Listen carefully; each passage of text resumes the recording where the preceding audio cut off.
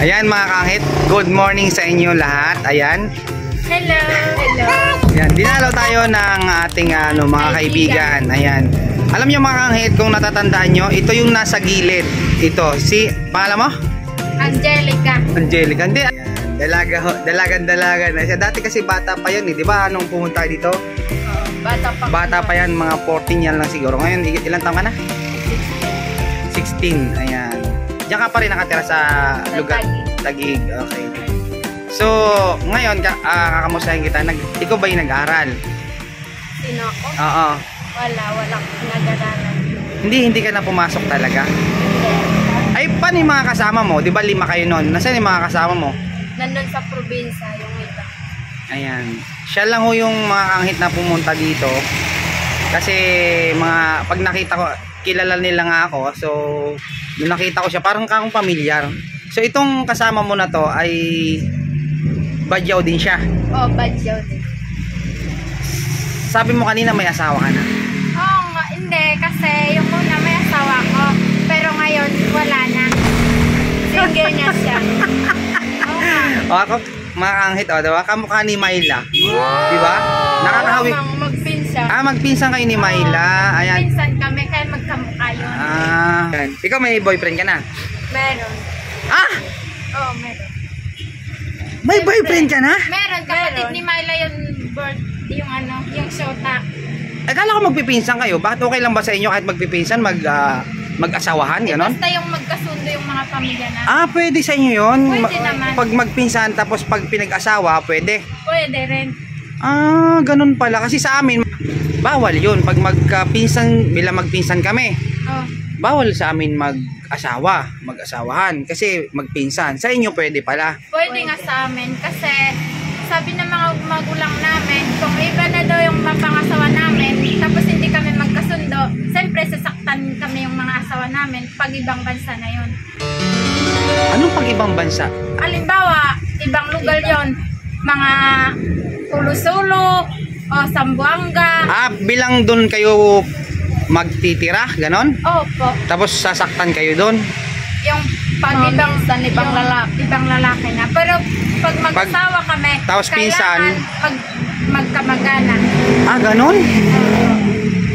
Ibig sa inyo, pwede bilang kunyari magkapatid, pwede rin mag-asawa yung magkapatid? Hindi lang yun sa amin, hindi lang yun. Hindi pwede sa inyo.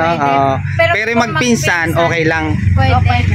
Ayun mga kaangit, no, na may natutunan tayo. Kala ko kasi para din pala kayong mga Muslim, ganon. Yun na nga, kasi yung sinisimba namin si Allah. Si Allah din. Si Allah.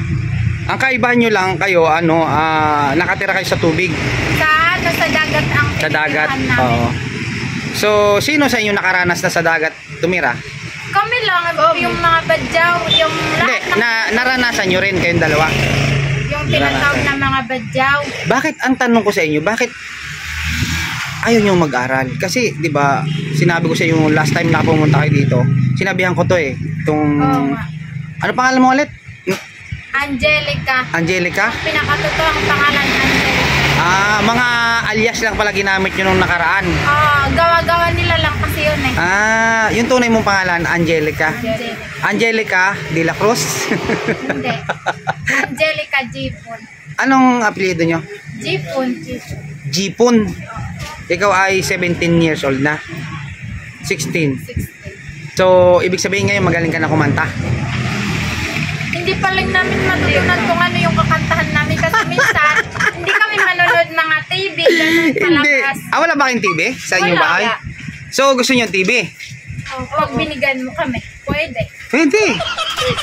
Bibigyan ko kayong TV. Kahit hindi na sa TV, pero cellphone kailangan lang. Hindi cellphone na? Para makapag-chat ka sa ibang lalaki. Uy! Naghahanap pa talaga ng boyfriend? Siyempre maghahanap pa ako, magiging handa pa ako mag-asawa kasi ulit. Single na siya. Single ka na. Ibig sabihin, paano ito mapanood ng dati mong asawa? Kasi walang akong picture. Ibig sabihin, yung asawa mo dyan lang, malapit lang. Wala. Nasaan? Sa ibang lugar na sila. Ano mensahe mo sa dati mong asawa? Ayan, pag napanood niya to. Siyempre, pag napanood sana yung aking asawa, sana'y yung puso niya bumabalik rin sa akin. Ibig sabihin, mahal mo ba yan? Mahal mo ba? Siyempre, mahal ko siya hanggang ngayon mula noon pa. Ay, paano kung mayroon na siyang iba? Hindi pa kami nag-aaway noon. Naghiwalay kami. Matanong ko lang ha, if you don't mind ha, bakit kayo nag-away? Wala nga kami pinagawayan, pero nag-away kami dahil pumunta siya sa pamilya niya matulog. Rason na ba yun para maghiwalay kayo? Oo nga, siguro. Baka may hanap na yun. Baka may Matagal na ba? Matagal na? Matagal na. Namimiss mo rin? Siyempre, namimiss ko pa rin siya hanggang ngayon. Pero may iba na siguro siya. Ilang taon na yung asawa mo?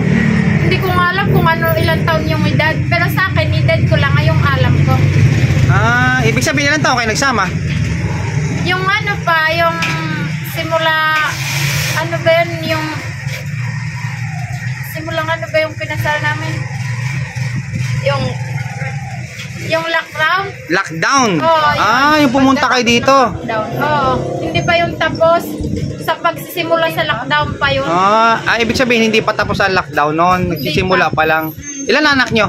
Isa lang po, pero Isa lang. lalaki. Lalaki. So, ilang taon ka na ngayon? 19. 19. Mm. 19 years old na siya. Ano pangalan mo? Yung pangalan ko sa totoo lang, Charisma. Karisma? Ano ba ibig sabihin ng karisma? Sa amin, ang karisma, yung malakas yung karisma. Kaya napakaganda mo pagka magaling ka sa karisma. Yung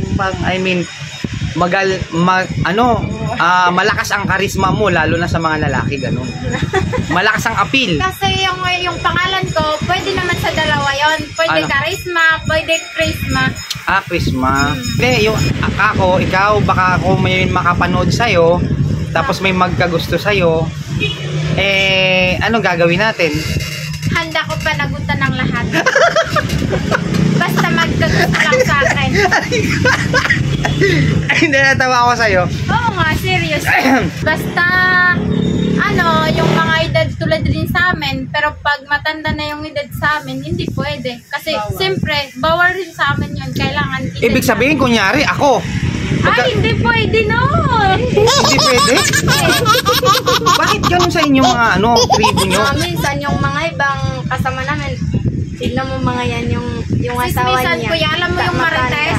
Oo, Marites. Ibig sabihin, hindi sa inyo pwede yung katulad niya, bilang edad mo 16. Tapos ang Mga edad ko 20. 30. Hindi pwede yon. Hindi pwede. Kasi yung sa amin, kasi pang sismis din yun. Yung tulad nyo rin sa amin yung mabadyaw. Ganon. Bas Kailangan sa inyo kasing edad Bata. nyo. Ayan, mga kangit ha. Hindi daw pwede yung edad na Kailangan, anong edad kailangan?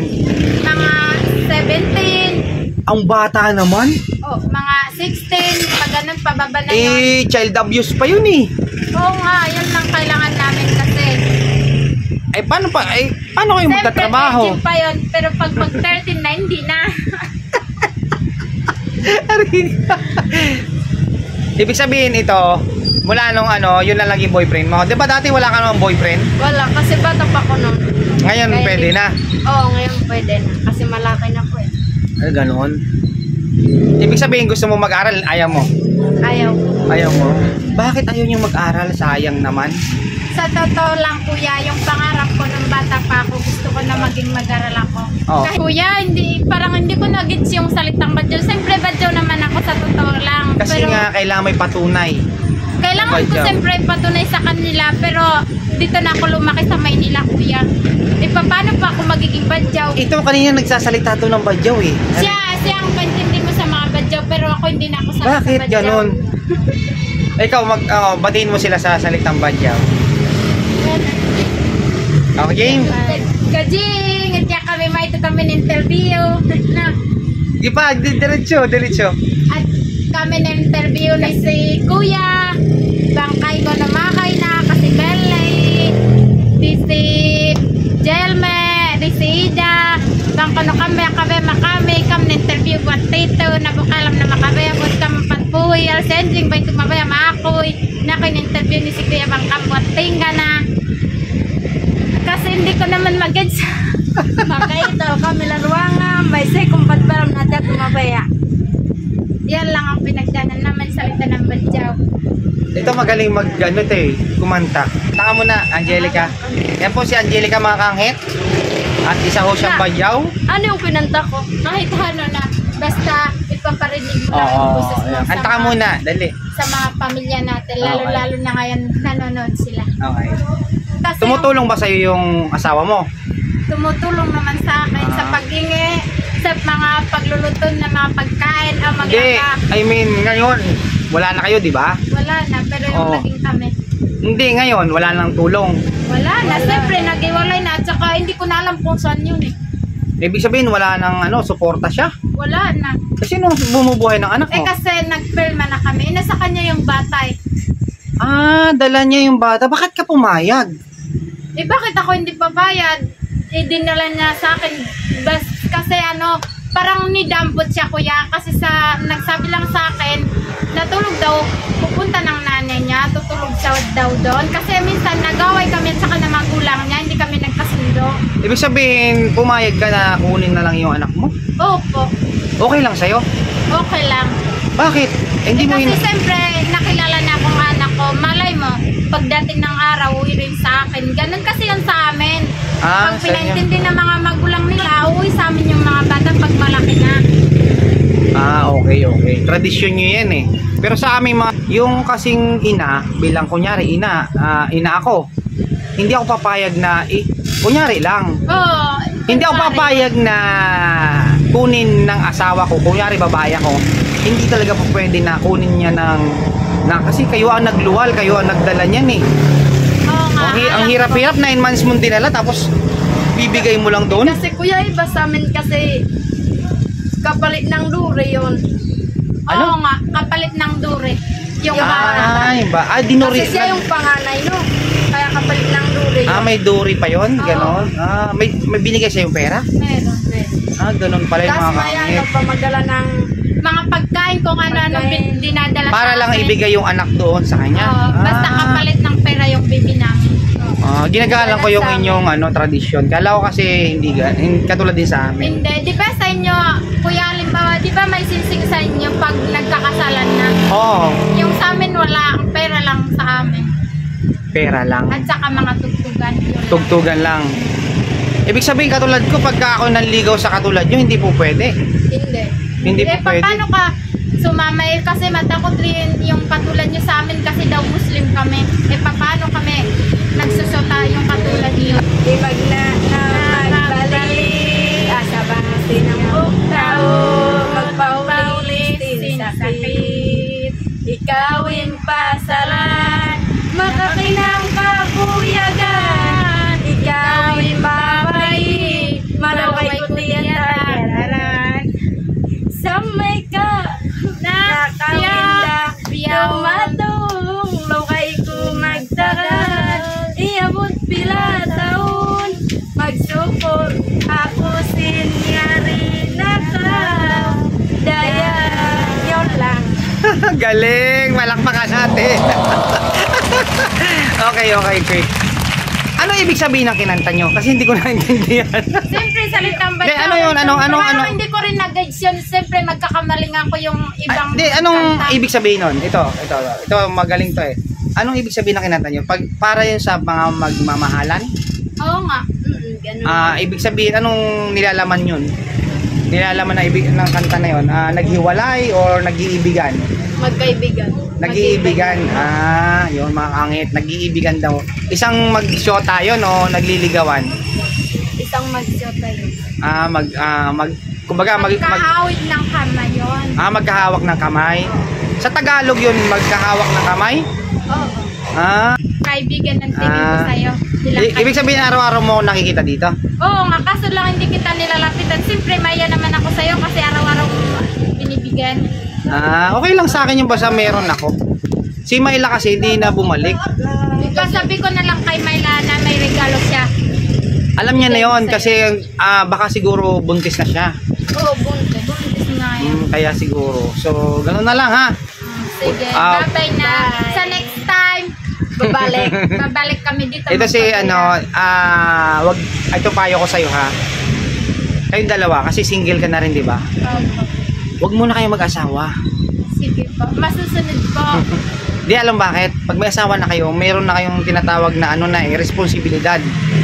Oo, katulad ikaw, may anak ka na, 'di ba? Magkakasawa, mabuti wala sa iyo anak mo kasi kayang-kaya mo maggagala para ka ulit dalaga. Eh paano kung may asawa at anak ka na? Hindi na kayo katulad ngayon na nakakagala kayo kasi pag may asawa na, meron kayong naghihintay diyan na meron sa iyo magsasabi kasi pwede naman yata sa inyo bang mga badyaw, pwede sa inyong hindi muna mag-asawa. Yun totoo. Pwede naman. Hindi, kuya. Kasi yung katunayan sa amin, halimbawa pag may Ibig sabihin sa inyo, walang tumatandang babae sa inyo na walang asawa? Wala. Eh paano kung ayaw nga nung babae mag-asawa? Kunyari, ayaw kong mag-asawa. Siyempre, kailangan man mag-asawa tayo kasi parang kinakaya rin sa amin yun, kuya. Pag walang mga kaibigan, ay kami isang badyaw. Pero nagpasalamat kami kay kuya kasi na-interview kami kung ano yung patakaran